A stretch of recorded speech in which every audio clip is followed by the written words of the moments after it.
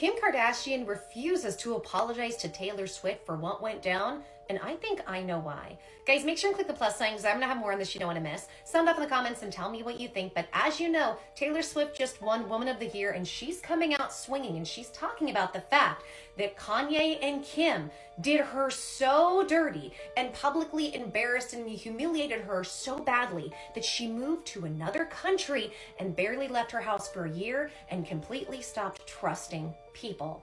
Now, it's being reported by TMZ that Kim has yet to apologize, which makes people wonder why. What is going on? I think I know the answer. So a little backstory. As you know, MTV Awards, she won her first one. Kanye stormed the stage, took it from her, and said it should go to Beyonce.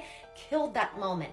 Then he comes back to her in a phone call that this one recorded, this one didn't know about, saying, in the spirit of healing and forgiveness, I want to do a song and I want to put you in it, and said all these things that made her sound like she agreed to the song, except he didn't talk about calling her a bitch.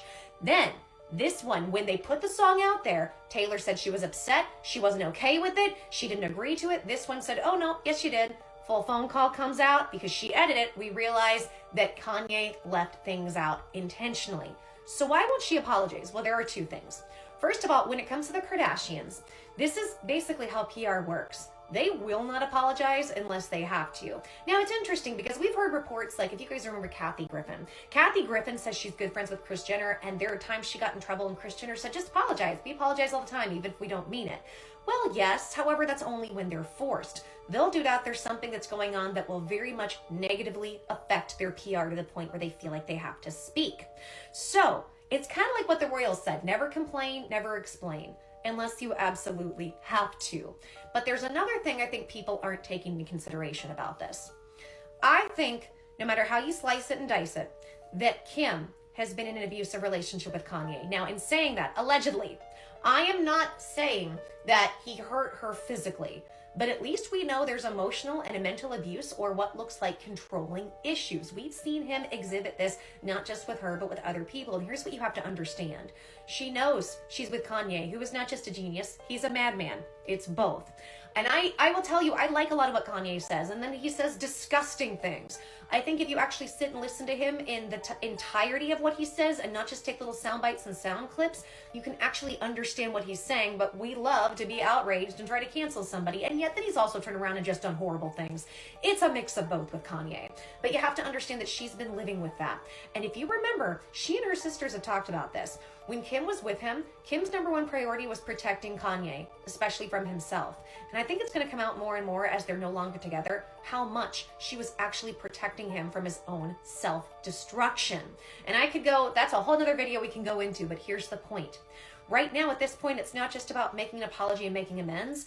If she does that publicly, then she has to deal with Kanye. And Kanye will go public and say things about her children. And she's also trying to protect her children and protect her sanity.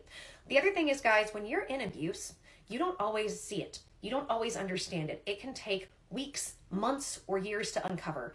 I grew up in it. I'm almost 40. I'm still figuring out what happened to me and then the subsequent relationships I attracted, because that's what I knew and couldn't understand how I was supposed to be treated and loved. So I think she's also going through that. In saying that, I'm not excusing anything. That's not what I'm doing. I'm not saying these behaviors are okay, but I'm saying this is always my thought about the Kardashians. I bet if you met them in real life, they're probably really nice, sweet girls. And I respect what they've built. We can argue what it's done to culture, what it's done to young girls, but I respect them as businesswomen. I respect what they built. I bet they're very nice people. And I would like to think Kim is not just a mean person that just is going to be mean and doesn't care. But I do think she's trying to figure out what she went through with that man as well. And I think that she's also trying to protect her children. And Taylor speaking up, she has every right. People are saying, well, why is she dragging it now? Why is she bringing it up now after all this time? She's trying to make drama. No. If she won Person of the Year, she has to also recognize in that what it took to get there and all the pain, all the suffering, and what Kanye did to her, what these two did to her was abusive. Stole her moment from her where she won her first award, then turned around and said, I own you, I made you famous, oh, and you want to be intimate with me. What they did was abuse. These two women went through abuse at the hands of Kanye. And I hope in the spirit of healing and forgiveness, they can reconcile at some point. What do you guys think about my assessment? Is there something I'm missing here? Tell me your thoughts on this. Sound off in the comments and click the plus sign. I've got more coming.